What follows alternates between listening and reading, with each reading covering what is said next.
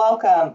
I'm Shauna Sherman, Acting Manager of the San Francisco Public Library's African American Center, and we are so grateful today to host Her Majesty Queen Mother Dòwòti Désir in conversation with Wanda Sabir to talk about Dr. Désir's book, Redlining, a Holocaust, Memorials, and the People of the AfroAtlantic, Wòch, Kase, Wòch, as part of the SF Bay Area Maafa commemoration.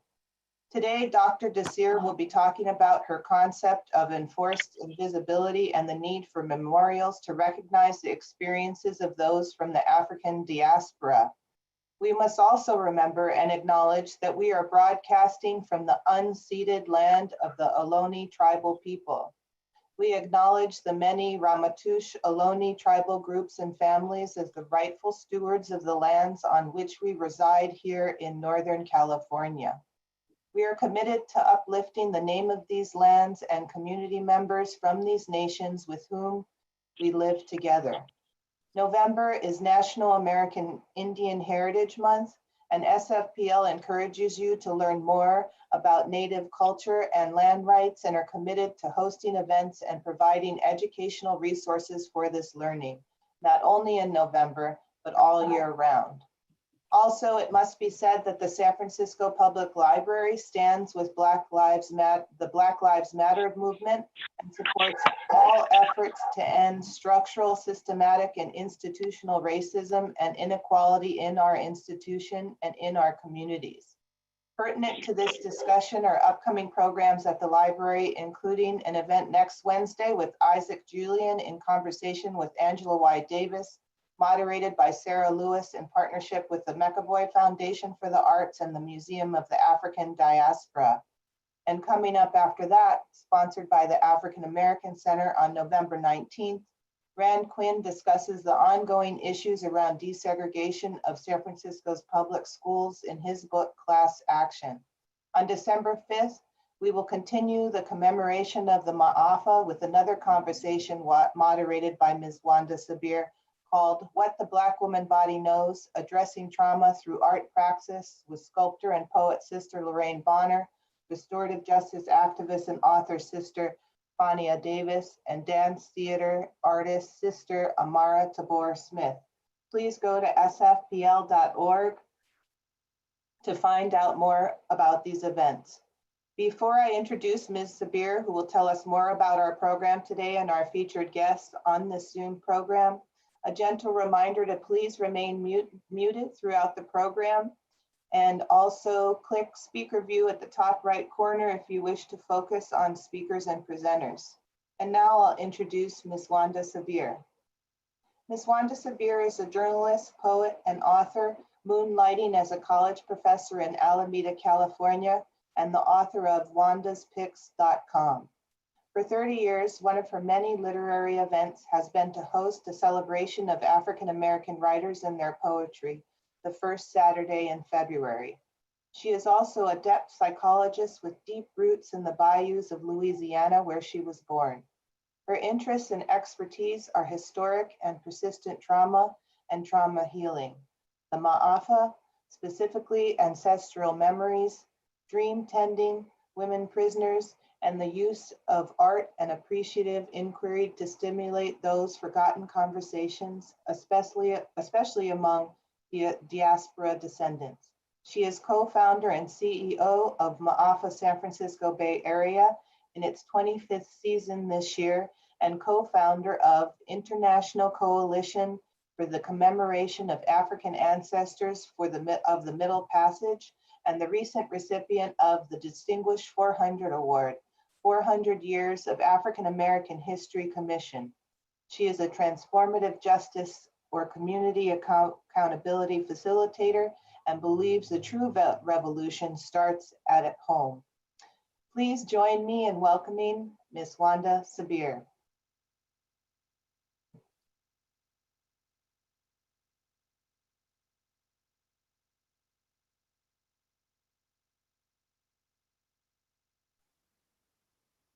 I believe you're muted on your phone, Wanda.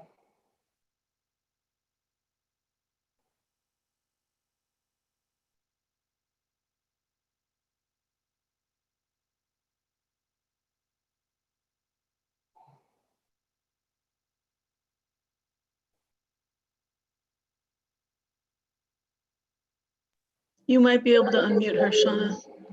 I'm clicking the button and it's not working.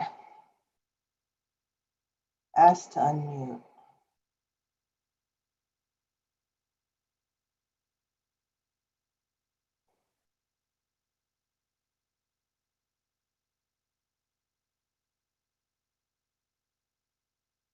All right, so excuse us while we try to figure this out. Thank you for your patience.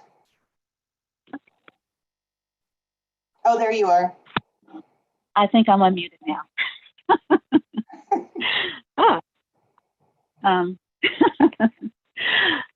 Thank you so much, Shauna, for facilitating this wonderful conversation we're going to have today with Her Majesty Queen Mother, Dr.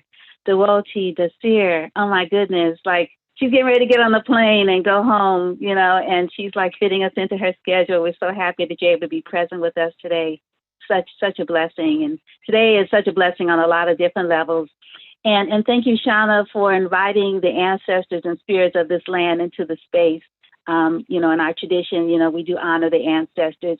And I want to invite everyone who is joining us this morning, you know, in this meeting to drop the names of your ancestors, your revered ancestors, people that you look up to, you know, family members, as well as historic figures, into the chat, which I call the river. It's a river that we are swimming in together. And so invite your ancestors to join us. And many praises and blessings to our ancestors because, you know, politically, some things shifted today in America. And we hope it's a good thing. Definitely can't be any worse than what we had before. So now I'd like to introduce our special guest. Oh, and I want to tell you a little bit before I introduce our special guest. The Maafa commemoration, as you heard in my introduction, is an organization that was created to honor our African ancestors of the Middle Passage. And what we initially started out with, as we called it, the Black Holocaust ritual, was an opportunity to, as our special guest will talk about, sort of activate those names and those persons who died without a ceremony, who died without ritual, who basically sort of like disappeared without, you know, anyone sort of honoring their presence here in this diaspora or elsewhere. And so what we do is we go to the beach and we call the names of our ancestors, known and unknown, and let them know that we appreciate them and that we honor them. And Shauna, you have a poem that we could like say is sort of like a libation poem. So why don't you share your poem and then you can come back to me and I'll introduce our special guest. Great, thanks, Wanda. Thanks for giving me the opportunity to read this poem. It's based on reworking words from the runaway slave advertisements of South Carolina from 1730 to 1790. Here you go. Encounter. After Federico Garcia Lorca by way of Bob Kaufman. The leaves are a-falling, green and brown. Come sit with me. A moment is pulsing in the garden. Juba. I run wide, ride wind. I dwell among moss and fern, a rambler in the wood. At first light, we will gather sticks. We will gather twigs. Juba. I will use a twig to compare the line between star and star. Of the night, light, of satellites, of airplanes, of the Big Dipper. Juba. Bars across my window stencil the moon. Age 5, I dreamed of the voyaging monarch. A girl needs to be careful during migrating season. Juba. Early last Tuesday morning, in a city full of offenders, I threw bread. Pigeons gathered around me.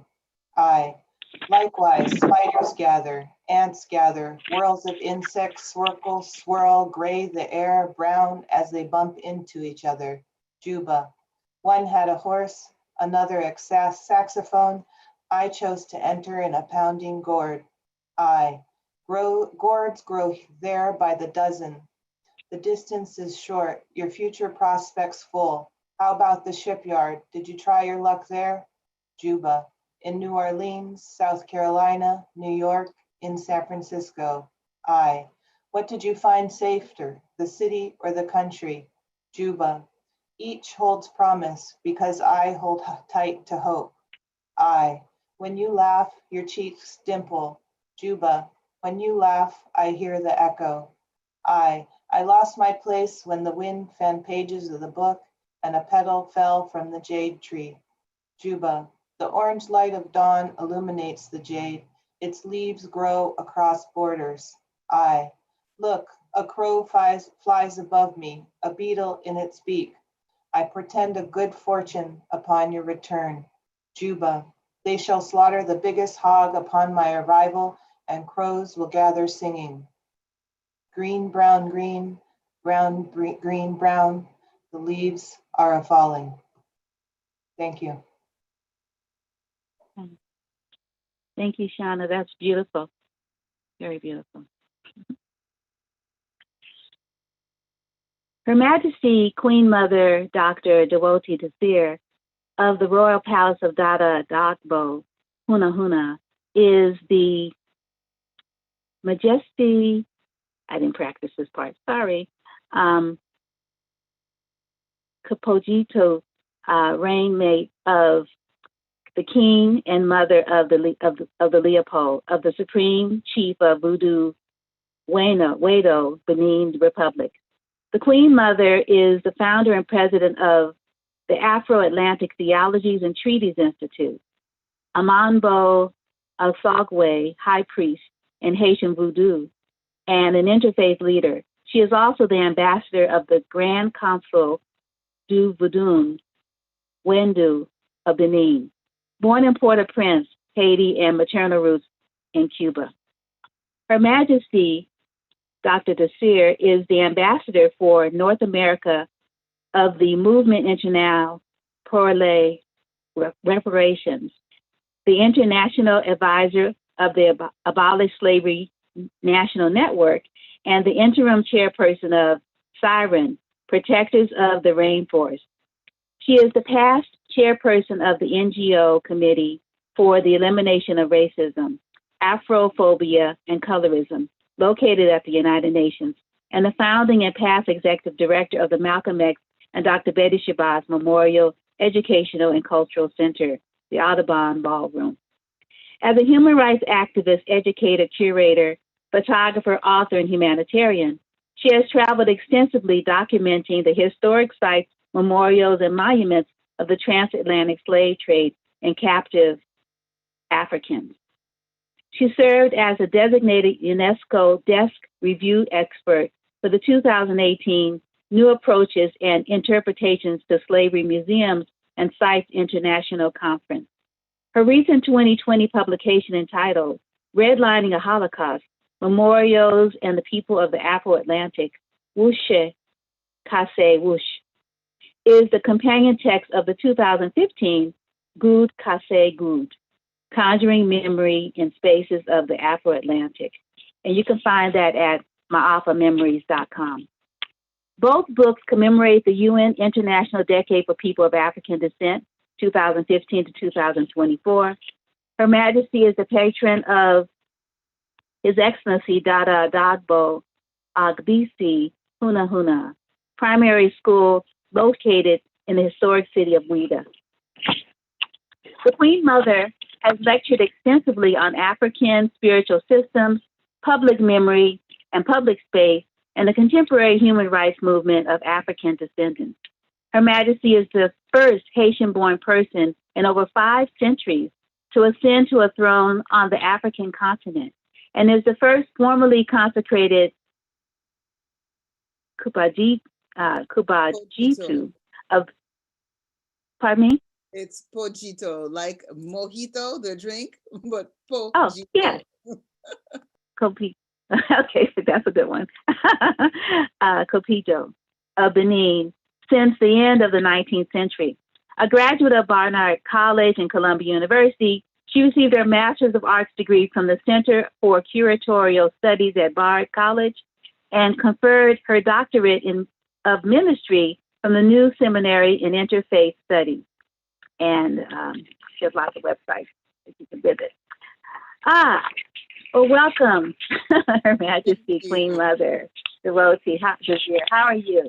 I'm doing great. I'm very happy to be here, Professor Sabir, and I give thanks to the San Francisco Public Library, its staff for making this possible, and I'm grateful for all of you who have joined us this morning.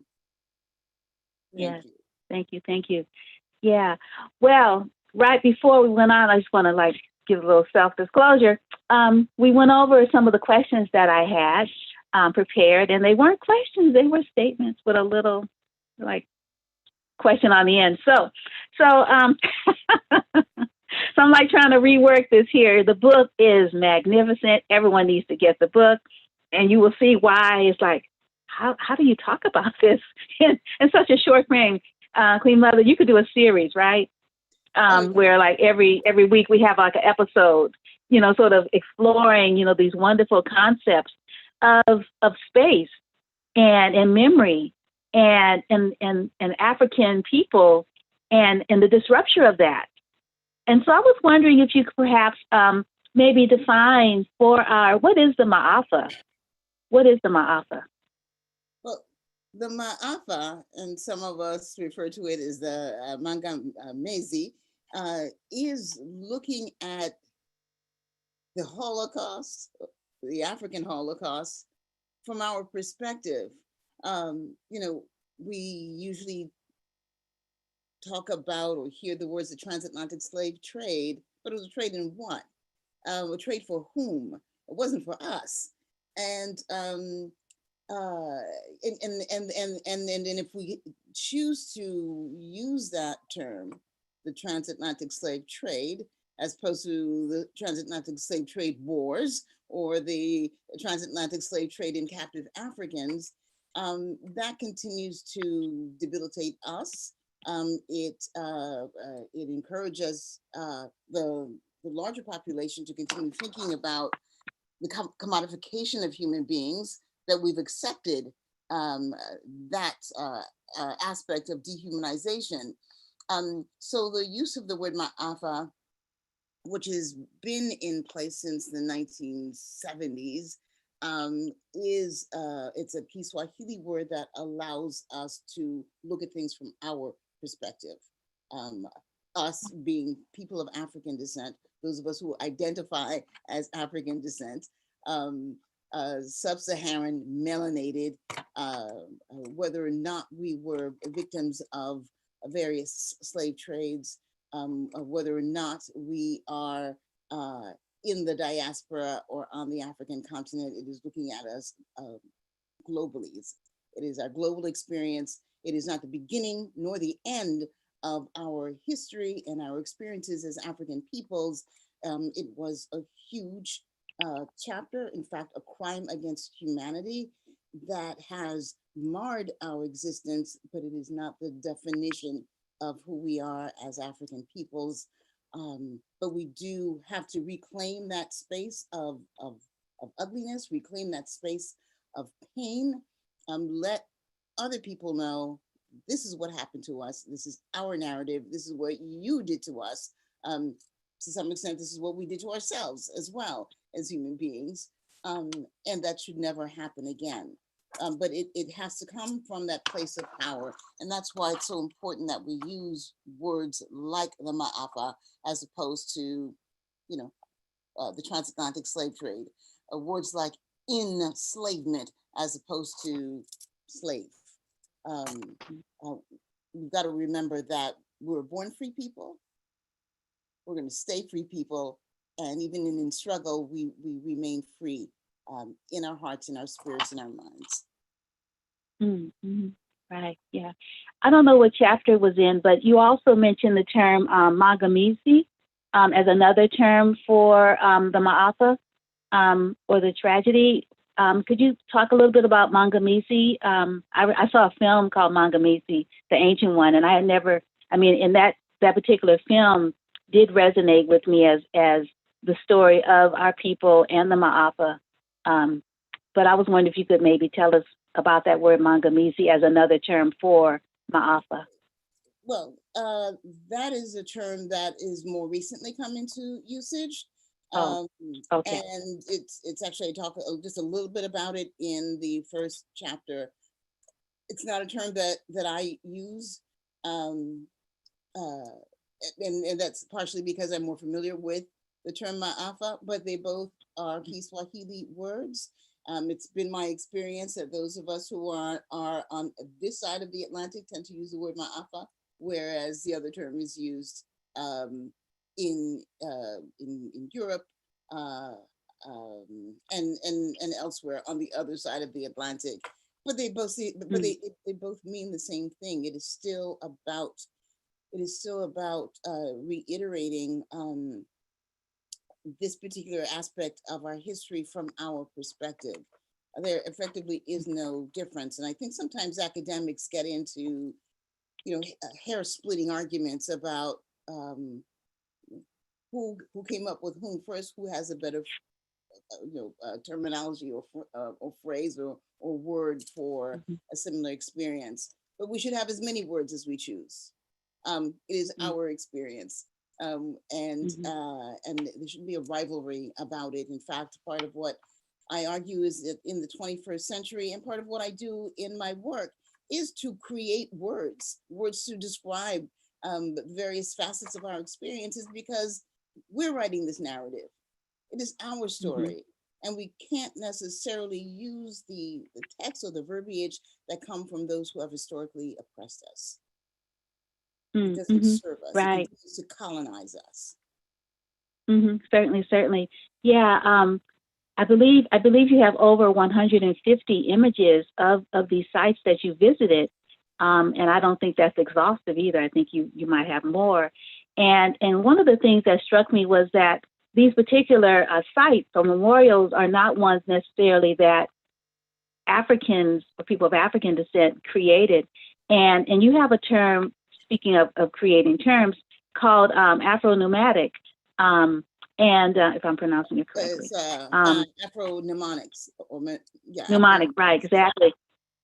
Yeah, I wonder if you could talk a little bit about that insofar as these sites, these memorial sites are places of memory. Well, I'll talk more about that in our presentation, but Afro-mnemonics is a term that I created. Mnemonics is memory. It speaks to memory. Afro, I put that in front of it because it's about our memories. Ours is African descendants. But I think of Afro-mnemonics as a discipline, a new discipline, an emerging discipline. I put a label on it because it represents a phenomena that I see evolving, that has been taking place in our communities in various ways. And while there are rites of memory that take place, in the sacerdotal zone among ritualists, if you will, there are also secular rituals that we are creating ourselves that I find are quite deliberate, they're quite conscious, in which we subject ourselves to certain situations, we go to certain places, we reenact, we participate in activities that are effectively taking us back in time, in such a way as to literally remember. You take your arm, you take your leg, your parts of your bodies, parts of your memory. We're pulling these things together. We marry them, we tie them together to have a better sense of who we are. Take the memories of the past and tie them to the present, so that we might also have a fuller understanding or formulate new memories, more informed memories for those who are yet to be. Afro-mnemonics manifests itself in not, I want to use the word rites of passage, but when I say passage, sometimes I mean quite literally. You get on a boat from one end of Ghana, you know you're going to get seasick. You know you're on a walker, but you get on this wooden boat anyway. You make this voyage, You get to one of the slave dungeons, like Cape Coast. Why? Why do you do that? Why do you take that risk? Because you want to know what your people experienced. You want to know what happened to them. You want to know how you arrived here in the 21st century. Scathed, maybe unscathed. But you want to know all the details, all that data that made you who and what you are. And by recreating certain experiences, we defy the time-space continuum. And there's something metaphysical about that. There's something deeply spiritual about that. It isn't something that you go to a priest, for example, and have them do something to you. You're doing it to yourself. You're allowing something to happen to yourself, to oneself, so that you reconnect with ancestral memory. Mm-hmm. Right. Yeah. These various memorial sites that you interrogate, in your work, both books, in more depth in the writing in the second than the first, but we have the images, and I was wondering if you could talk a little bit about, as an artist, a scholar, a spirit woman, sort of how you came to this work, like sort of like what were you eating, when you were growing up to become this woman, that you are, that you could, like you could go these places, because I'm sure, because you mentioned the fury, like I don't know how you could channel going to so many places where these were not happy stories, yet you felt drawn to do this. So, what was in the food you were eating, the air you were breathing, the rituals that you were a part of when you were coming up? Like, give us a little example of some of that, so we can draw some, energy from that, and maybe even see how we might be able to transform some of that in our own lives. Well, I don't know what was in the food I was eating. Unless we're talking about food that I consume spiritually, food that I consume cognitively. But I remember, I don't know, when I was about 3 years old, my great grandmother told me I was the 11th generation of my family. And that each generation we knew what number we were. And I should say that this is my paternal great grandmother. I'm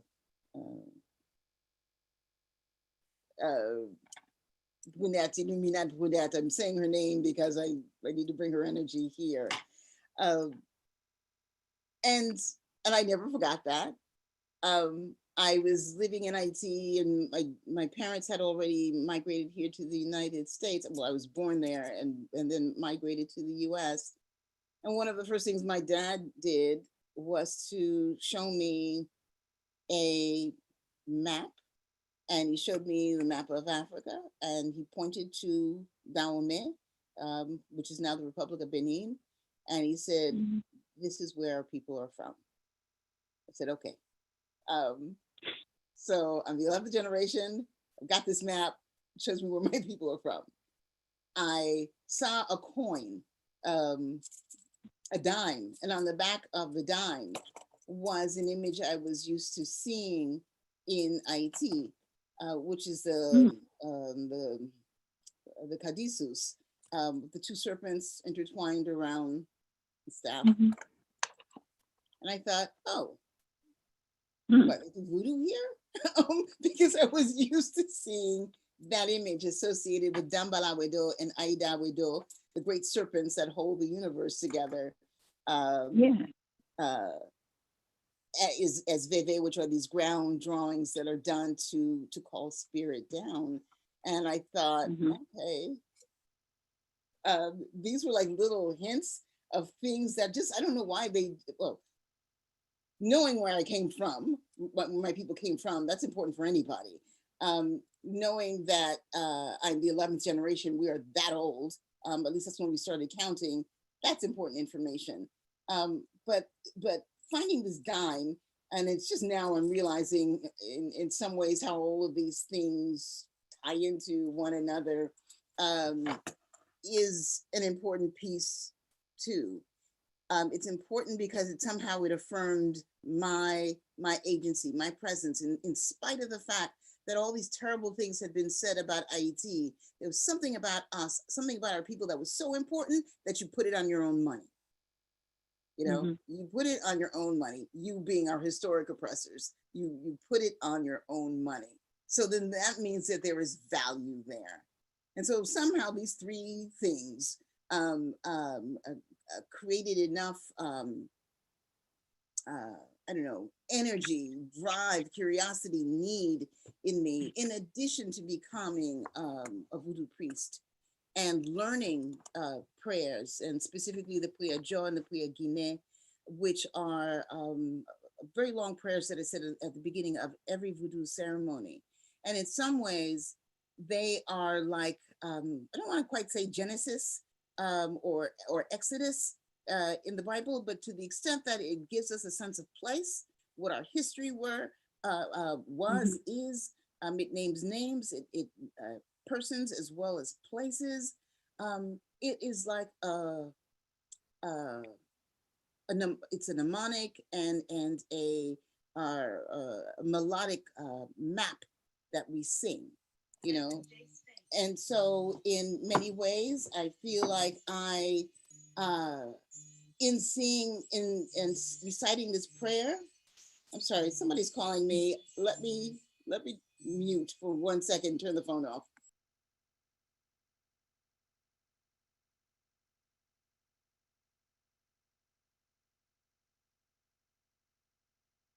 Forgive me, I can't stand these kinds of distractions.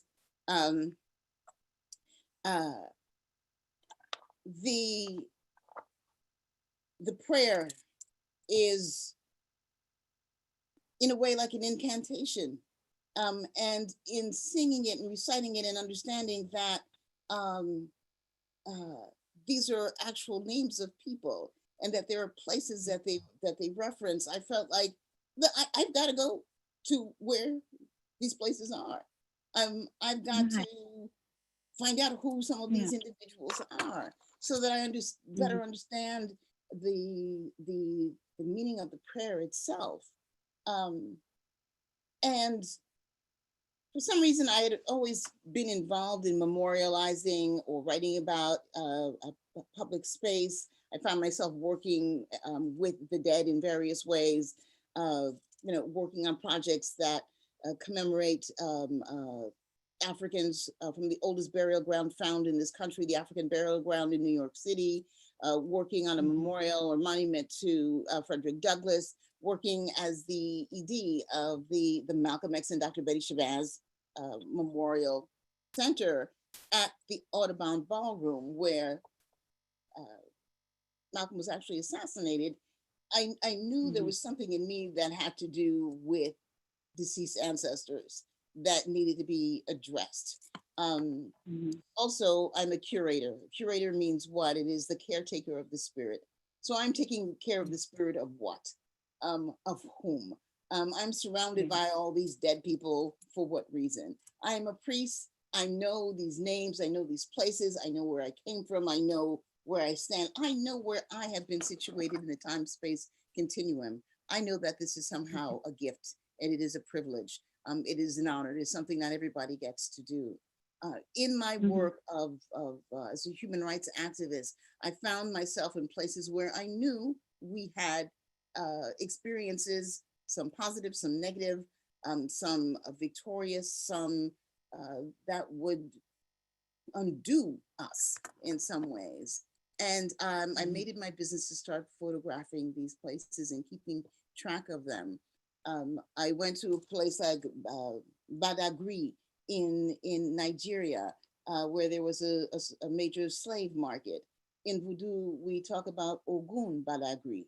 Ogun is that spirit force, the loi, that is associated with power, with justice, with diplomacy, with war, and to be able to say, to be at the place where we sing about Ogun, this particular Ogun, I felt, wow, you know, I'm doing something my ancestors wanted me to do. They wanted all of us to do. And so I just continued in that process of searching, walking those 10 million footsteps. And I think eventually those footsteps led me to Ouida, where my crown was awaiting me. That was my sort of reward, if you will, for all the work that I did, the places that I'd gone, the risks that I'd taken, the sacrifices that I had made. So yeah. Yeah. Wow. What a beautiful journey that is continuing. yes. I think this is a great segue into your sharing with us redlining a Holocaust, memorials, and the people of the AfroAtlantic. Yes. Wòch, kase, Wòch, this presentation that you have for us to give people an overview of what you've been doing. Yeah, you know, your work and this wonderful document. Thank you. And allow me to say that the term, there's a Haitian term that is good kase good, Wòch kase Wòch. Gourds break gourds, rocks break rocks. And it's like saying fight fire with fire. And it's a metaphor for also saying to break the silence. A gourd, however, is a monetary unit in the Haitian community. So if you have a gourd, you can break it. It's like if you got money, what? You can break it. You have change. So you have to begin with something in order to get something else. That's part of the point. Wòch, kase Wòch, rocks break rocks. Again, fight fire with fire. You need to have something in hand in order to exercise your agency and control of other situations, circumstances, even people who might try to break you as well. And so that term is what stuck with me when I started this journey, or when I realized I was on this journey. Also, the idea of Wòch is, I found myself walking on rocks all over the place, seeing rocks and stones that are rocks that have been shaped into and polished into a specific, configuration, a specific manner. Stones that are cut to tell a story or to bring out certain energies. And so that rough space that can become something that is crafted to tell, in this case, a particular narrative, is part of what I've attempted to do, and why I bring in this Haitian language parable. I also feel that it is important that we honor ourselves. I'm honoring my ancestors. I'm honoring our collective ancestors in doing this work. But we also have to think in more Pan-African terms. Our history is rich, it's complex, it's global, and this body of work is intended to reflect that. Having said that, let me go to screen share. Okay, can we see? Can you see the work? Yes. Let me move this a little bit. All right.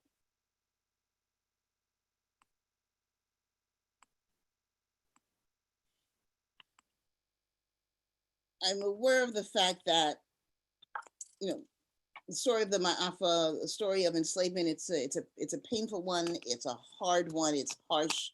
But I wanted to start from a place of power. And so one of the most powerful figures that we have and that we know of is a woman, Queen Njinga, the Mbande of Angola. And this is a monument that was created to honor her legacy in Kinshasa.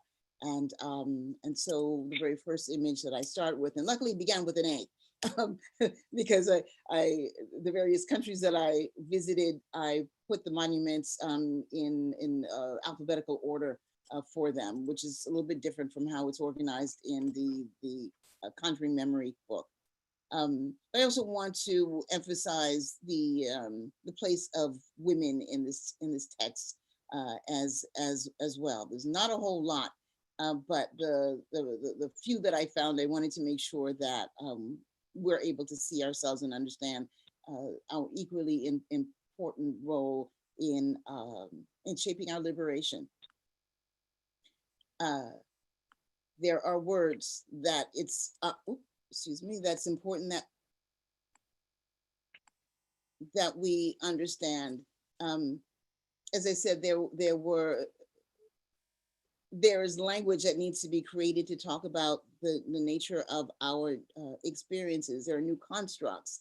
And so the word redlining, that most of you are probably familiar with because of issues around gentrification,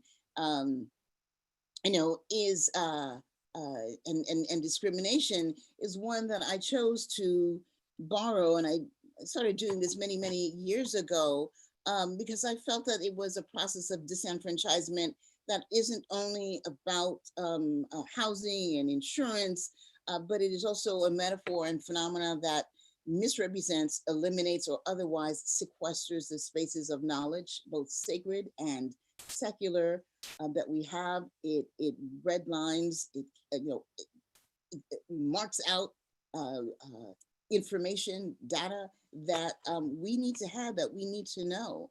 And much of that is, who are we as African peoples?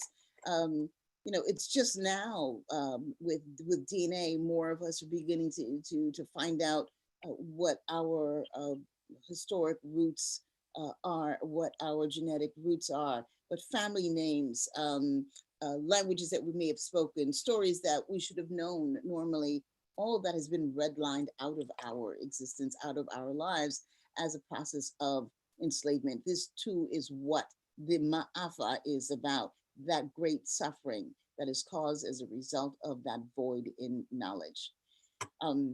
Because of so much of the work that I've done is around geography, human geography, I also wanted to borrow terms that that further elucidate that. So the term epiorgenesis, which speaks to how geologic processes take place, how mountains are created and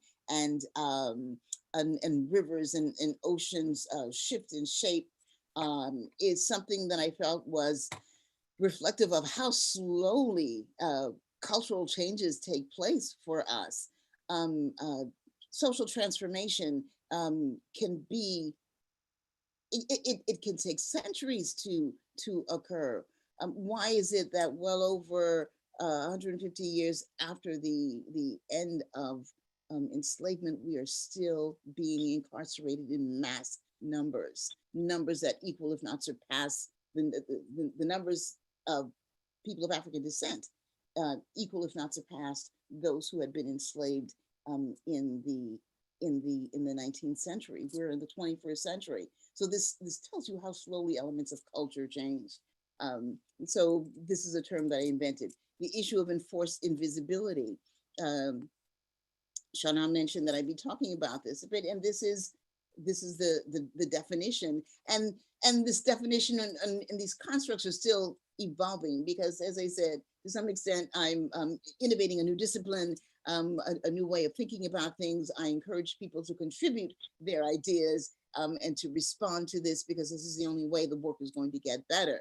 And so enforced invisibility speaks to the way that the state, the US government, the French government, whatever government you belong to, Brazilian ones, how they use the full weight of its apparatus to secure, detain, and prevent the full integration of non-majority people, especially those of us who are of African descent, from participating in society. The enforced invisibility contracts the social spaces that we have. It contracts the linguistic spaces that we have, the spiritual spaces that we have. All those things that help define who we are as human beings gets contracted and rendered smaller and smaller and smaller. And this process also extends itself to the forfeiture and extraction and or depletion of intangible, material, and territorial assets. I want us to understand that we exist in the world. The universe is a huge place. And part of the struggle that we have been experiencing and having to deal with for the past almost 600 years is the reduction of our space, the theft of our spaces, and then our enforced invisibility. Keeping us and creating various, again, mechanisms that don't allow our sense of self to be fully manifest. And the built environment is an important place where that happens, where we don't see enough images of ourselves, where we don't see, we're not even involved in the process of shaping the images that help tell our stories. And this is for us, not just as African descendants, but it's also true as women. And I want to call attention to that. So I'm starting out with a few images that I shot in the places where the flesh peddlers were most prominent. That includes the Netherlands, France, Portugal, and England. This image of a group of Africans was, it's a detail from a much larger piece. It's one of the first memorials to commemorate the legacy of enslaved Africans. It's in Ulster Park. It's a national monument to enslavement in Amsterdam. The image next to it, the sapio-toned one, speaks to, interesting, is La Petite Hollande, which is the little Holland, right? The other term by which we know the Netherlands. It is a massive building, a structure that was built in the 18th century. It has the face of a beautiful African woman on it. And this structure, it wasn't intended to be a commemorative site, but it was intended to let people know that the person who owns the building, who owns that property, made its wealth off of the back of Africans, made its wealth through the transatlantic slave trade in captive Africans, was the largest slave trading port on continental Europe. The largest trading port in Europe as a whole was actually in Liverpool, in England. Oops. And this image is, I believe we pronounce it a chauchien. It is it is the side of the building. This is the door. It's a bank. It's an image found on the bank. And what do you see here? You see two young Africans with money, with symbols of navigation, being what? Lorded over by Neptune. But Martin's Bank was one of the banks where slave traders went to secure funding for their ships, to get insurance, to get whatever it was that they needed, so that there's a marketplace. We have to understand that there was a marketplace, an infrastructure in place that facilitated our enslavement. The image next to it is the Antigo Esclavajao. It is the old slave market in Lagos, Portugal. It is now turned into a museum that speaks about the slave trade. But this is an actual standing, old slave market. This is where Africans were housed, they were placed, they were sold when they arrived in Portugal from the African continent. The nature of the narrative, the Maafa or the Mangamesi, how we tell the story speaks volumes. We have on one hand the image of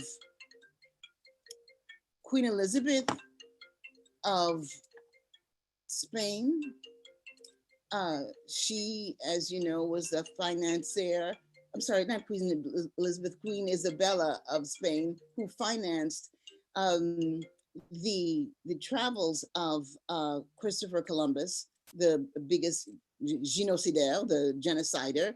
And it actually stands in front of the Organization of American States, in Washington, D.C.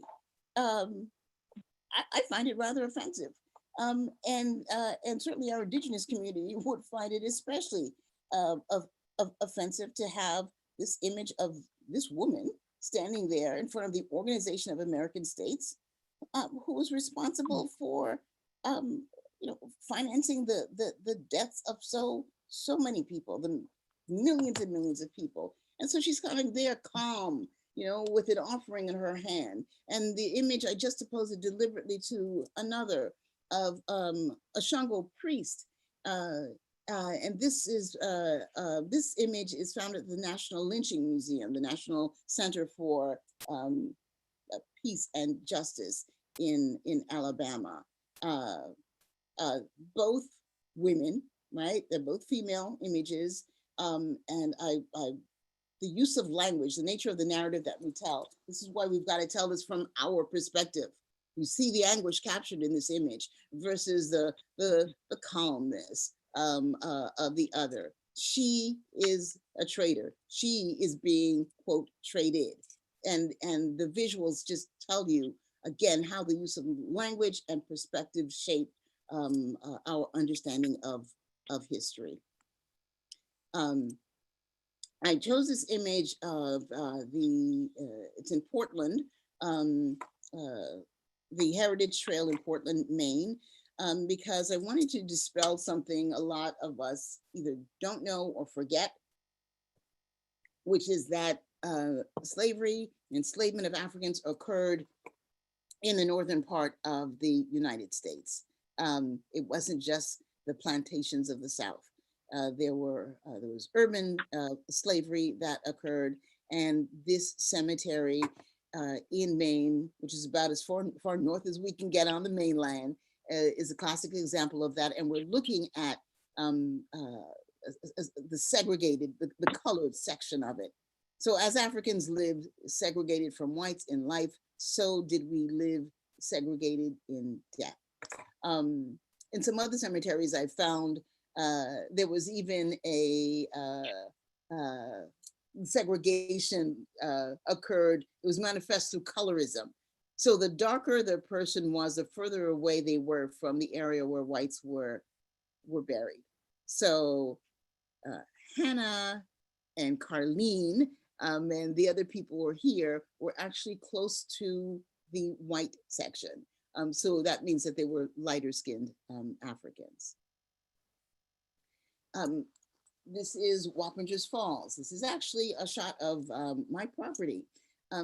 My property was built by Africans who were going to be manumitted in New York State, in the Mid-Hudson Valley. Slavery did end in New York in 1827, but the law to manumit Africans occurred in 1820. And this is when my home was built. My acquisition of my home is, I'm the fourth owner of the property. I am the first person of African descent, the first woman to own this property. It's 200 years old. But I also wanted to emphasize the kind of shock, that we entered from a climactic point of view, from a weather point of view, dealing with cold, dealing with snow. That was also part of the experiences that our people had. And these are small things, but these are things we tend not to think about, but they do matter a great deal. I was in Choctaw Bottom in Richmond, and a rare occurrence happened. The canal literally opened itself up. Normally we see water there, but it opened itself up. And I had to take this picture. And why did I take this picture? Because this canal was built by Africans. It is not a memorial, it is not a monument, but we need to understand how so many places that we walk through, we pass through, were literally built on our backs. And so for me, this is an important historical site. I know it's important for for folks in Richmond, the James River is that far in the background. And again, this emphasizes the nature of commerce and how literally the wealth of this country was built by Africans. This is one of my favorite photographs. And in part, it's like a joke. You know, I think about the little white house with the picket fence. That's part of the American dream. Well, you know, what was the dream of our ancestors? Surely living in a slave shack was not a part of that. Being enslaved was not a part of that dream. And this image is at the Whitney Museum, Slavery Museum in Louisiana. I shot this image just because it just conjured so much energy and the kind of bizarre juxtapositions of what constitutes home, what has meaning for us, where we intended to be in our lives, where we find ourselves, but also how do we compromise and make way with the hope that there will be a better future, that our children's children will have a much better life than we. And so I give thanks to those ancestors who built this space, and it is their presence that allow us to continue to be here. Again, new language. I didn't want to put all the words up front, so I sort of broke them up. Lieu de déshonner is a counter to lieu de mémoire, which is a place of memory. A lieu de déshonner is a term that I made up. It is based on a voodoo ritual that is done when people make their transitions. There are certain rites that we do that are intended to remove the residue of life from them. But I found that there were places, and I'll show you a couple of them, where they're ritualized sites of forgetting, places that are meant to erase the memory of enslaved Africans. Spatiality, I've been talking about that, and perhaps I should have put this word up front more before. But space, it's a complex social product that is multiscalular. It's large, it's small, it's divergent in depth. It gives advantages and privileges to distinct groups of people as it contracts it for others. And in my book, I argue that we need to expand the definition of enslavement, because enslavement took away as much social space as Africans could have, so that it would allow the dominant culture to enrich themselves optimally. So the building of a canal, for instance, that wasn't intended to make us rich. That wasn't intended to make us our lives better. It was intended to take space away from us, or it took space away from us, space and time to be with family, space and time to think and create and do other things, to prosper. That's physical space that we ended up creating in the canal, allowed more money, more wealth to come into whites involved in the slave trade, and those who were the beneficiaries of that, which were, of course, many. But space is also, it's material, it's ideological, it's political in nature, and it's multidimensional. And I state that for us as African descendants and people who are spiritually engaged people, space is also a metaphysical construct. And not being able to practice one's traditional religions, being forced to take on other sensibilities, is also a manifestation of contraction of space for us. The term Afro-mnemonics, again, I talked about, I mentioned this earlier, they're often secularized rituals and processes that we consciously engage in. And we do it to invoke the experiences of our ancestors. And they can take place through reenactments, through processions, through treacherous journeys that, again, enable us to somehow transport ourselves back in time and know something about what our ancestors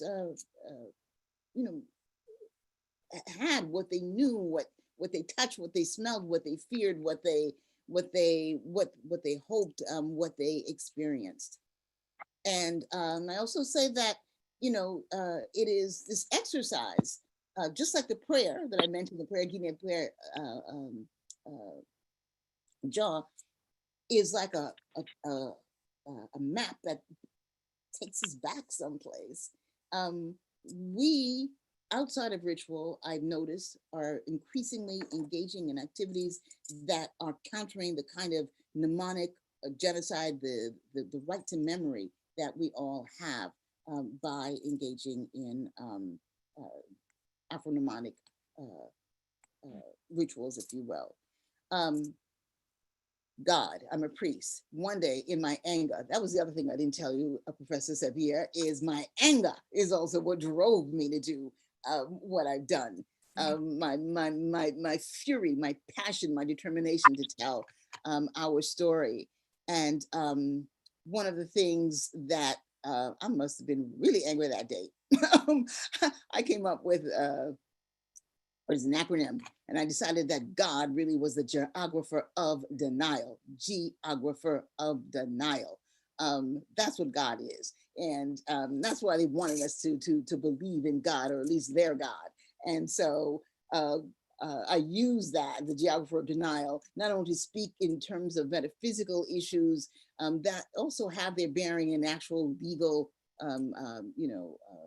spaces, the code noir that as soon as Africans arrived in the Americas, the Black codes, the first thing that happened to us is we had to convert and become Christian and leave our African traditions behind. So that is part of the issue of spatiality, the denial of space. And a lieu de désonner, a site of forgetting, are embodied in these two places. One is the Asimanso River, where Africans took their last baths in that river before they crossed the Atlantic to go to Europe or the Americas. And then the other is the Well of Atonement, the Well of Forgetting in Badagry, Nigeria. This well is in a slave market. Women walked around it 7 times, men 9 times. There was an incantation that was said that promised to forget their names, their homes, their families, where they came from, and that they would also behave on the slave ships. And so the water in the well was actually tainted. Some kind of tranquilizer was put on, it was put in there. And after the incantation was said, you drank it, and then you were marched to a holding pen or a ship that was awaiting you. But that, I'm sure this well is also filled with tears. But that was one of the most powerful places I visited in Nigeria. This is a barracoon in Savannah, Georgia. You walk inside. These were holding cells. They were holding pens. They were, quote, fattening houses in Georgia. Africans arrived from the shore about 800 feet away. They were forced into the fattening houses, washed down, sprayed down, stuffed with food, but they're also beaten and abused in this space. And I'm showing you this space because I want you to see the scale of it. All right, it's a large space. Several cars can fill in any one of these in these spaces. Men were separated from women and separated from children. And by the way, this building over here that I'm pointing at, that's the historic city hall. So tell you something about the nature of the state and in its complicity in the enslavement of Africans. Pay attention to the scale of this. Pay attention to this. This is looking towards the door of no return that has since been renamed the door of return. This is at Cape Coast in Ghana. All right. So you leave a dungeon, you walk down this path, and the door of no return, you go down a set of stairs, enter into a boat, and you cross the ocean. Now, lieu de désonner. Désonner is about that mnemonic undoing. It is about that unraveling of yourself that I spoke of. The geography of scale is important. I showed you the two large sites, the Barracoon in Georgia, the Cape Coast arches in Ghana. These are details of both places. These are bricks, and I want you to pay attention to this design here. I want you to pay attention to this as well. This one was found in this image I shot in Ghana in a dungeon. Both of them represent the markings of Africans. In this case, I would argue they were Ghanaians who knew that they were never going to see the light of day again. In this case, and in this case, didn't know what was coming, that they would be dead, that they would be shipped off someplace else, that they would remain enslaved for the rest of their lives, but life would not be what they knew it to be. And these two are memorials. These two are markers of their existence. Now, Gi Name is the Ndinkra symbol that many of you know, means only God. And when I saw this image scratched out by a dying, I'm going to assume man, that's what the energy told me it was a man, I said, this person was calling on God, that only God could save him. Only God understood, knew where he was. And only God might remember him. And so can this mark, maybe it's me, but I hope you see what I see. This is why I juxtapose it with this Ndinkra mark, but look at the shape on the interior, look at the negative space around it, look at these markings. For me, they mimic this, right? And the negative space around it are these white spaces. It's been there for centuries. We can touch it, we can feel it, we can smell the energy, the life force that was lost in that space. Similarly, the Aya, representing endurance, resilience, the fern is here. And this brick, as well as one right above it, reflects that. And so there is determination. There is, in spite of the fact, the sense of, in spite of the fact that I don't know what's going to happen to me, I could be dead tomorrow. I will never see my family. I am in this place of, I don't know, shock and horror. I will endure. I will be resilient. Those were important messages our ancestors left for us. And so I'm also showing you this because we really have to learn to be vigilant, to really pay attention to spaces around us, because there are messages, there are clues that our ancestors have left for us. The droit de mémoire, the right to memory, the devoir de memory, the duty to memory is something that we all have. And my last 3 slides are showing you how Africans on the continent, in this case in Badagry in Nigeria, and over here in Ouida, Benin, where we have some of the largest slave trading ports. Africans remember what happened to their own people, what happened to our people. And libations are being poured here for the souls of those who were lost. And that community is asking for forgiveness as well. Forgiveness for what their predecessors did that allowed the perpetuation of the Maafa.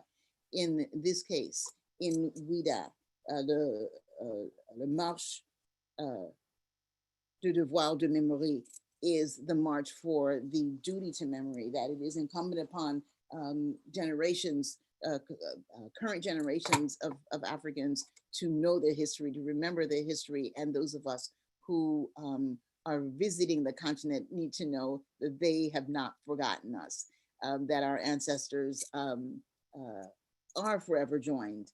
And it is the act of memory that keeps us strong. That is a base of knowledge. That is the ancestral force that continues to shape our lives. And I wanted to end on a more uplifting note with the image by Elaine Lacey, Facey, who in Jamaica created this magnificent fountain of a Black man and a Black woman in their full beauty, full glory, looking up towards the heavens, called Redemption Song. It's in the Emancipation Park in Kingston, Jamaica. So no matter what, we redeem ourselves, no matter what, we repair ourselves, no matter what. We're beautiful, strong beings with history, with power. We will talk about being moon. We're human, and we must never lose sight of that, no matter what others try to do to dehumanize us. We will more than prevail. We are the Alpha and the Omega, the first man and the first woman on the planet, and we will be the last ones standing if necessary. So that is my Afro-optimistic, Afro-futuristic note. So I will stop sharing and come back to join all of you. Do you see me okay? Yes. So that's a little bit of what I've been doing, a little bit of what I have seen, a little bit of the messages that were conveyed to me in the course of this 10-year episode of documenting the sites. I have more images, but I have many more places to go. It is my intention to spend much more time in Latin America, in Colombia, in El Salvador, Ecuador, in Venezuela. There are a lot of places there, lots of places in Brazil, of course. And then I also want to visit the spaces of the trans-Saharan Maafa as well, and the oceanic one. It's important to understand the global scale of the Maafa, of this so-called trade, this trade in captive Africans, and how, again, the wealth of so much of the world, of the global north, is literally built on our backs, built with our own hands. We must never forget that. Wow. Wow, well, thank you so much, Her Majesty Queen Mother Désir. It was so much better than just reading the book, like having you take us through some of it. You really need to do a series, like, for real. No, I will. Yeah, and if anybody's listening out there to finance one of these travel things where I go to each place, I shoot it, or I have my camera person shoot it, and my team, and talk to the people who are in these places, who live there, who know the history. Because a lot of what I acquired, the knowledge of these places, not from academic books. It wasn't, it wasn't necessarily going through lots of archives. Some of it was just about talking to people. A lot of these places weren't documented. I went looking for them. They came looking for me. And because whenever I visited someplace, people knew, oh, you're shooting this? Why don't follow me? Let me tell you about this place. Let me show you this area. And because so many people were involved somehow, people both living and dead, in helping me to document and narrate this text, I feel it's necessary to share it with as many people as I can. It's our story. I just happen to be one of the vehicles or vessels through which the story can be told. but each and every single one of us has that capacity. Right. Yes. I want to invite our audience to drop some questions in the chat. For Her Majesty Queen Mother Désir to entertain. And while let me look and see if there are any in there. Well, they might not be in the chat. They might be in the Facebook feed, because I don't think. Yeah. Oh, right. Yes, Facebook. So, Shauna, is someone monitoring the Facebook or the Yes. YouTube? Somebody is monitoring the YouTube. I don't know if there's any questions there. Mm-hmm. Okay. All right. Well, let me know. I have a few more. Okay. I was wondering, Her Majesty Queen Mother, if you could talk a little bit more about the spiritual connection, those African deities that followed us into the diaspora, who speak to and through you, as you were, doing these various pilgrimages to these sacred sites. Okay. Thank you. Well, I think of this as a geospiritual journey that I've been making. And it's geospiritual both in the sense of my actually traveling the globe, and it's a spiritual exercise. It is an endeavor that way. Nobody funded me. Nobody told me you have to do this. I'm not trying to get tenure. I don't belong to a university or anything like that. It was just, I don't know, something I felt I had to do. So I've been doing that. But because I am a priest, I am aware of the various paths that I'm taking and who owns the road, who owns that space. And that is Papa Legba. And Papa Legba, contrary to some of the crazy things that some of y'all have seen on American Horror Story, for instance, is the spirit force, the Lwa, LWA, that speaks to transformation. It is the Legba sits at the crossroads, sits at the gates, at the doorway. Legba is that window that is either open or closed, but usually that window that is, halfway either open or closed. But it is Legba is a portal that allows for transformation, and it is he who owns the road. Aizan Vilekete is another spirit, another Lwa that is associated with public spaces, with the road as well. Is a she, female space, and is also the Lwa that marks sacred space in the temple, and so I knew I was walking with them, more so Legba, because Legba is also a trickster, and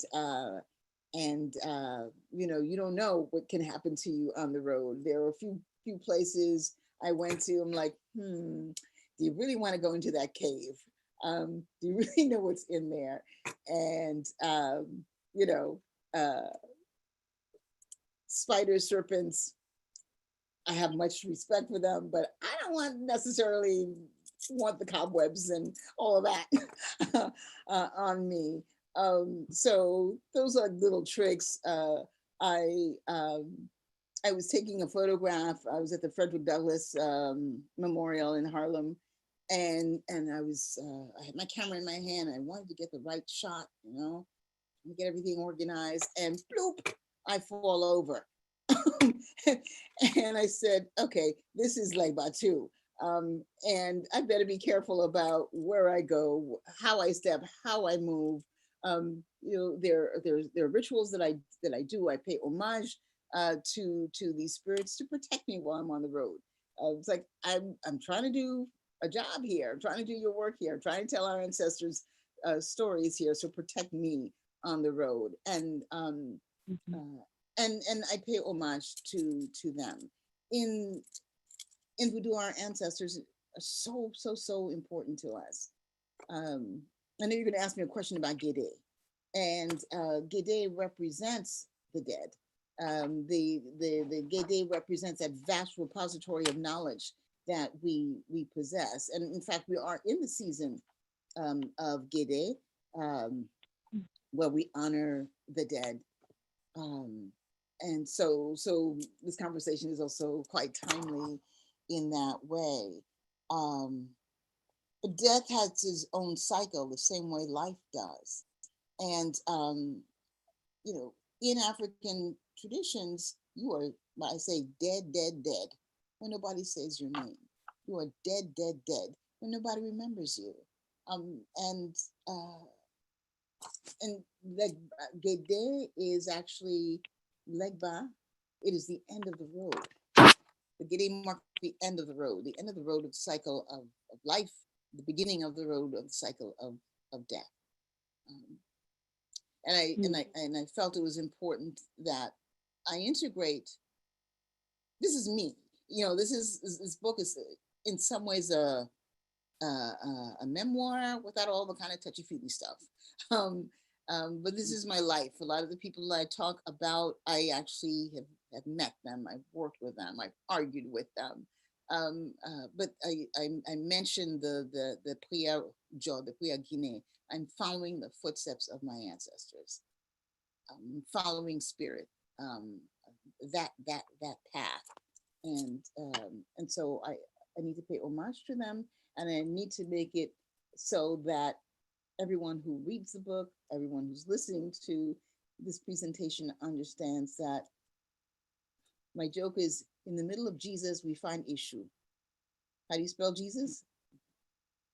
You know how to spell it. J-E-U-S, right?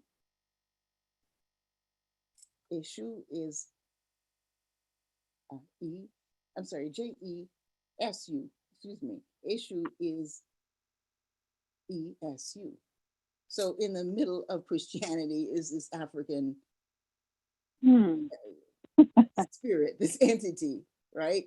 And one of the names for Papa Legba is Eshu Elegbara. Right. So again, the geographer of the Nile, God, has played a magnificent trick on us with the use of his son, who many of us are, and I have respect for my Christian brothers and sisters. I don't want you to think I don't. I'm an interfaith, a priest trained in interfaith studies, but I want to point certain things out. And this is the Gede in me. Gede plays a lot as well. Legba is a trickster, is a jokester. Again, you look at the word Jesus. Yeah. ESU is right there staring at you. So you've got to be able to see. You've got to be able to see. You know, understand your history, read through not just the lines, but sometimes the very phonemes themselves, to see who you are and understand something about your history, and ask questions. Why is Eshu hidden there in the middle of Yeshua, in the middle of Jesus? How did that come into being? And so it's those kinds of inquiries that I made. You asked, what was I eating? Somebody asked me, who was I sleeping with? I sleep with my ancestors. I eat the knowledge that they provide. I consume that. And in so doing, guess what? I'm feeding them. The more that I know, the more they know. The more that they know, the better they can guide me here in this plane. Mm-hmm. Wow. A shoe right there in the middle.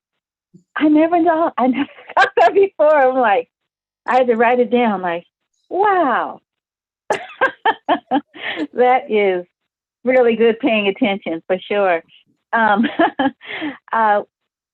have a question, and then we have one question in the chat from from Facebook. But I wanted to ask you around, the marks in the stone, in the walls. We've got Aya, and we have Giami. And then I was thinking about, you saw tagging, within the hip hop community, freestyling, sort of like leaving a mark and marking things so that people will know you were here. And so I want you to comment on that, because we talked about that a little bit a few days ago. Yeah. I thought about that exactly. I noticed the relationship between these very intimate and very personal ways of memorializing ourselves and tagging. We want people to know that we were here. And why is that such an urgent thing? Why is that so important to us? I mean, it's important for all humans to leave their mark. It becomes especially important for us as African descendants because of the issue of enforced invisibility, because of the way the state of the person who writes history. What's that adage? The parable of until the lion learns to write, the hunter shall always be victorious, right? Right. So the idea of somebody else telling our story, somebody else keeping us out of the bigger story of humanity, that enforced invisibility, tagging is an act of subversion. It helps to undo that, and it reinforces the articulation of the self, our presence. We have left a mark in the world. We don't want to be forgotten. The intimacy of that, the beauty, the power of that is of these acts should be honored. And in fact, it is the scale of these things, their very intimacy, that makes them memorials as opposed to a monument. These smaller memorials speak to how we want to be remembered as well. Right, yeah. So as a spirit occupying, a physical space, body, we know, some of us know that that this flesh is not all that we are. And so with that in mind, if a person can't physically travel, how can we connect to ancestors from where we are? Like, for instance, go to the space. Well, one of the things that we can do and we should do is to create a shrine or an altar in our own homes to receive spirit, to connect with spirit. Whoever you know, if you have an image of them, put their image on a small table. Put their image on, you have a bookshelf maybe, that's all you have.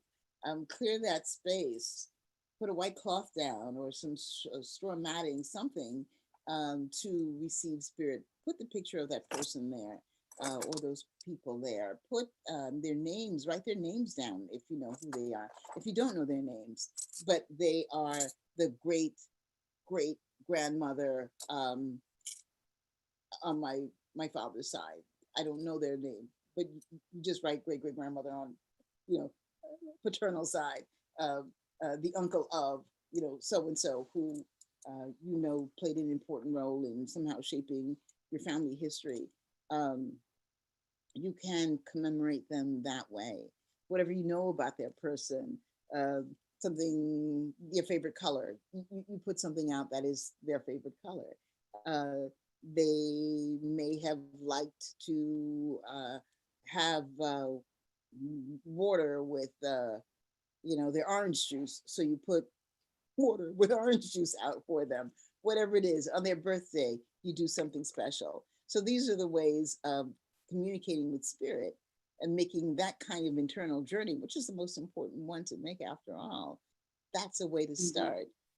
And I think you'll find that eventually that dialogue that you initiate with your ancestors will open up other portals.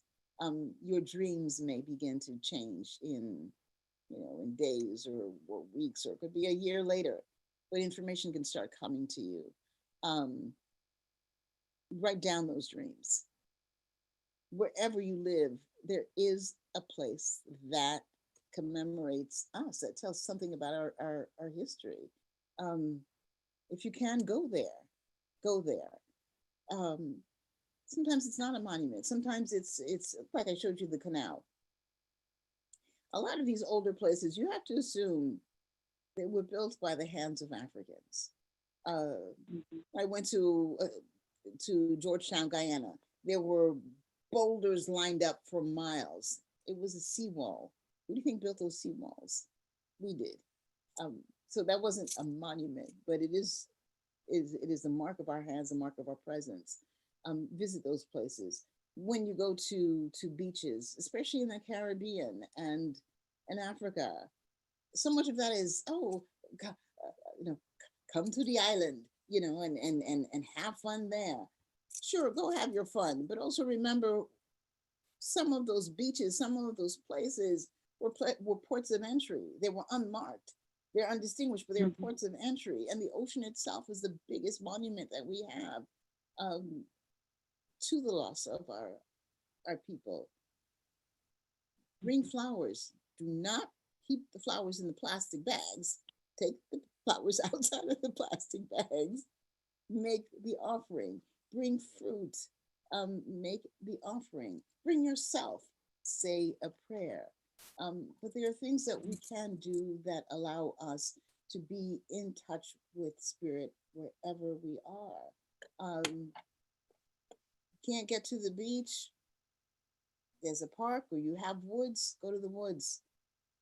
Find the oldest tree there. It's oftentimes the biggest tree there. Adopt that tree. Speak to that tree. Hug that tree. Let your energy, interact with it, and and just let yourself go. Be free that way. Keep yourself open to spirit, so that spirit can find you. But you've got to let spirit know that this is what you want. You got to let your ancestors know that you're ready to receive them in this way. So I hope that answers the question. Right. Yeah. Another question. Thank you. Another question is looking at the beautiful says that you have. A person asked, she has beautiful outfits, any symbols or meanings? And of course, there are. Yeah. Well, so much of what we do is codified, and thank you. I never thought of it as a fez, but that's a good term. This is a hat that that royals wear in Benin. It's classically Beninois, and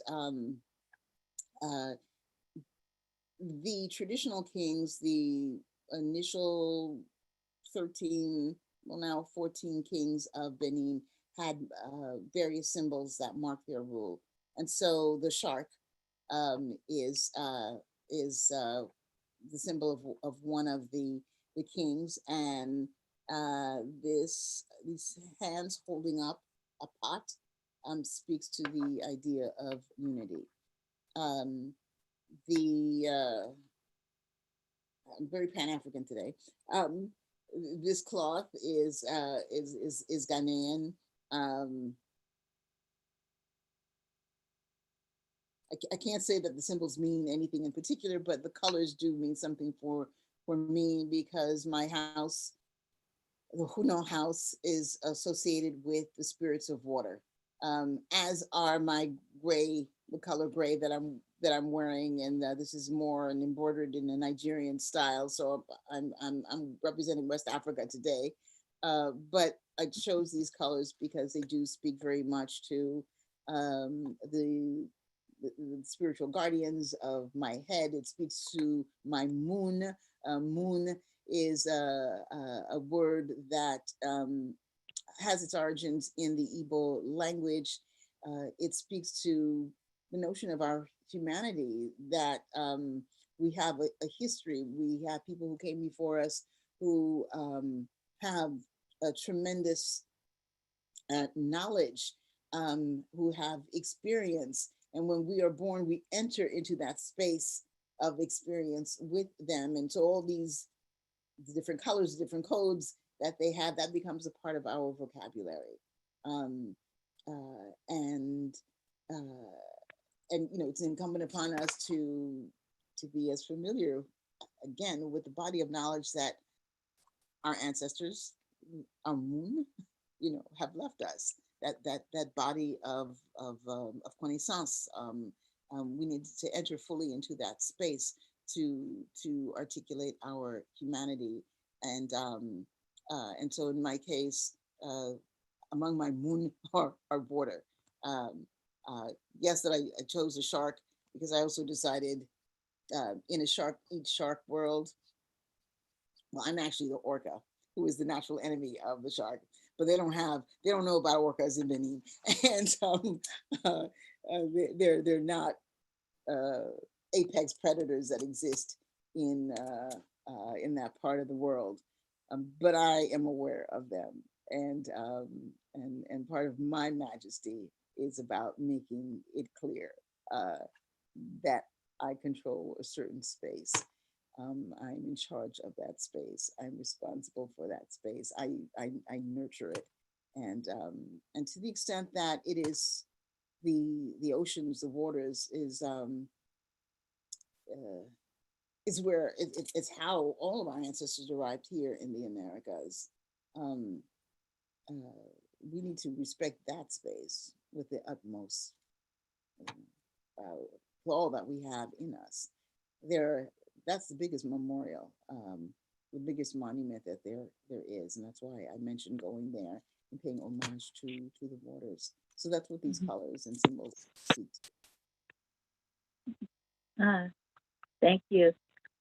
Another question is in reference to your saying that you weren't connected to a university, you're an independent scholar. The question is, how did you fund your travels, since it was all coming out of your pocket? I mean, are you rich? I wish. I'm rich. I'm rich in that spirit guides me. I am rich in that there is a force that wanted me to tell the story. I'm rich in connaissance, in savoir-faire. I know how to do things. So that's how this happened. I mean, I don't have a university, did not, and still don't have anything, a backer. But like I said, I just felt it was my responsibility to do this. And because I made it a part of my mission, I made this promise to the ancestors. I made this promise to the Loi, to Bon Dieu, to my good God. They found a way for me. And, you know, part of it was, I took my own money and I went to various countries. In other instances, I was invited to speak someplace or a number of places. And I'm like, well, you know, as long as I'm here, do you know about, or maybe I saw something online. I'm like, wow, I need to go here. I need to get here somehow. And if I find myself in that country, I make it my business to go there. And because, you know, I've been fortunate in the sense of, say I was in the Dominican Republic, my good friend, Ambassador Erasmo Lara said, well, you know, his daughter told me about, Ana told me about a place in La Romana where one of the first slave revolts took place, in 1521. The sugar mill owned by Diego Christopher Columbus's son, got burnt down. by 41 Senegambians who were looking to free themselves. 1521, one of the first revolts in the Americas. I didn't know how to get there. The road wasn't marked. But my friend, the ambassador, said, I'll give you my car, feed my driver, go do your work with my blessings. And so a lot of times it was that kind of generosity. People didn't necessarily have physical, material funds to provide, but they provided me with other things that allowed me to go someplace. And I took full advantage, and I thank everybody in the acknowledgements of the book who helped this happen. Because if it wasn't for so many acts of kindness, acts of generosity, my own determination, my own fury, and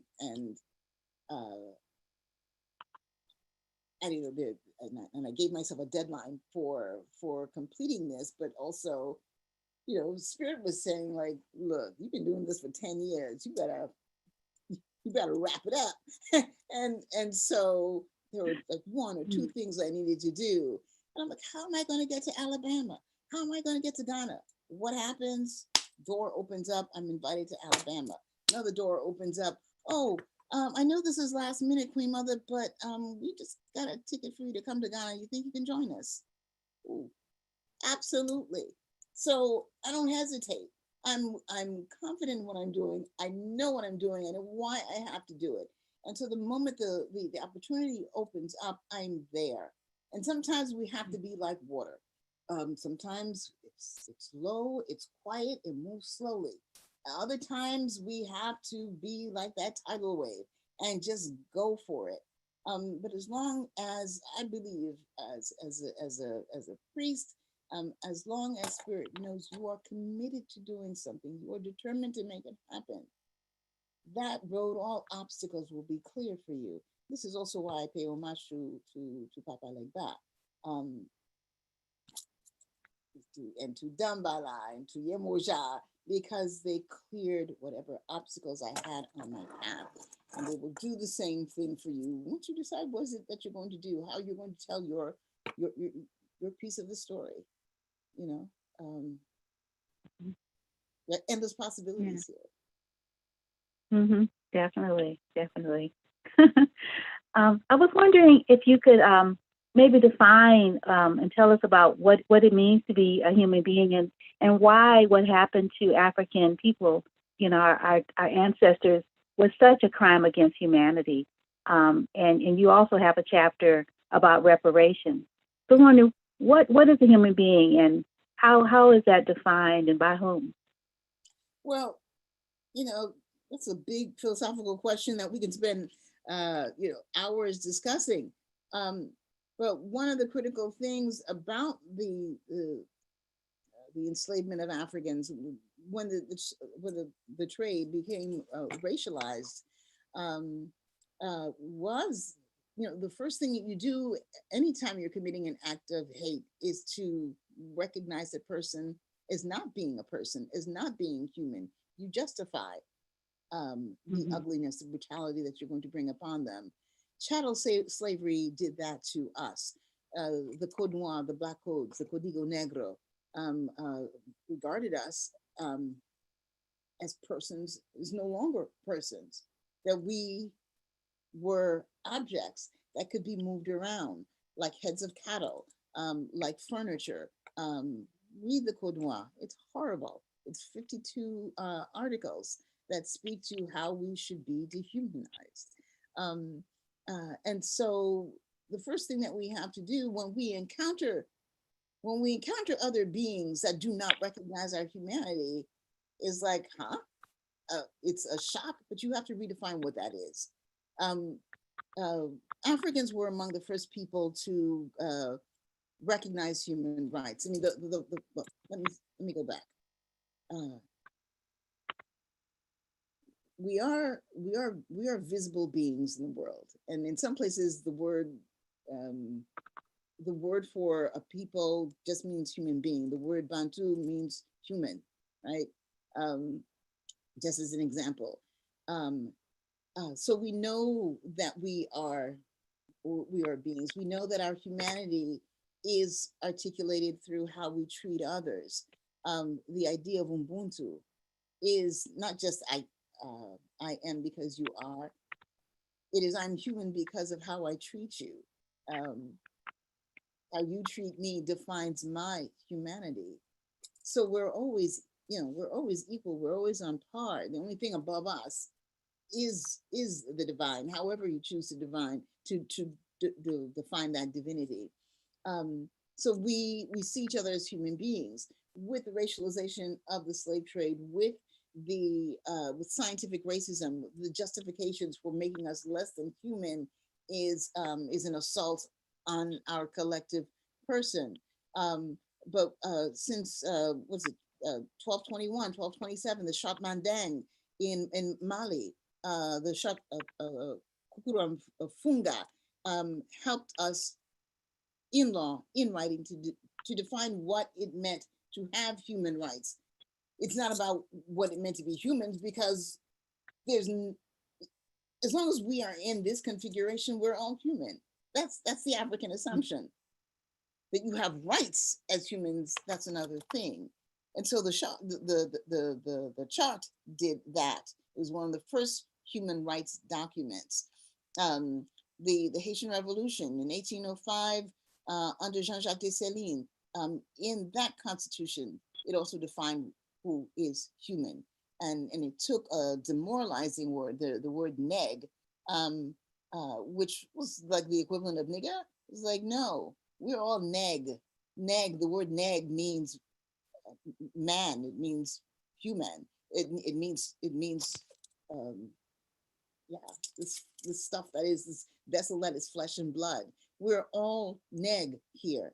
And it didn't matter if you were, say, a Polish or German person who had fought on the side of the Africans during the Haitian Revolution, or you were from the African continent. But we are neg, so we're human beings first. We always recognize that. But what constitutes and helps define humanity? Well, we can say that there are a few things. One is the notion of moon, okay? That we enter into this space of connaissance, of knowledge, sacred and profane. This radio trope of experience that is ours, that is our heritage, that is our legacy. We're all born into the world, and that makes us moon. Those of us who are older are grand moon. Those of us who are little are Timoon. So when we're born, we're Timoon, and we grow into Gamoon. And with that comes our understanding and our capacity to hold, encase, enshrine that knowledge of that body of knowledge and experience that is ours that our ancestors provided us. Excuse me. The other is the notion of having a met-tet. Our spirit, our soul resides in our heads as Africans. It's in our head. So who's the master of your head? How is that shaped? How is that defined? And so how, our nature, our being is part of what defines our humanity. The spirits that guide us are part of what defines our humanity. And then there's the notion of Iwopele, of character. What kind of character do we have? Here in North America, we would talk about home training. Do you have good home training or not? Or you know how we say, this one act like he ain't got no home training. In Haiti, we would talk about whether somebody's bien élevé. Are they well raised? Are they well bien formé? Are they well formed? Right? So these are the various things that define humanity for us. But it already starts with the notion of I'm human and so are you. And and I made a mistake. I apologize. Normally when I start, I always start my conversations with the exchange of two words: honneur, respect. So when I say honor, you say respect. I honor and respect you. You honor and respect me too. There is this call and response that acknowledges our beingness as humans. This is an important thing that we have to embrace and enshrine and it must be present in our lives. Because those who chose to dehumanize us have contracted our spaces and our spaces of understanding of who we are. And if we don't see each other as human beings, as brothers, as sisters, etc., then that leaves space for doing all kinds of unspeakable acts. We can't do that to each other.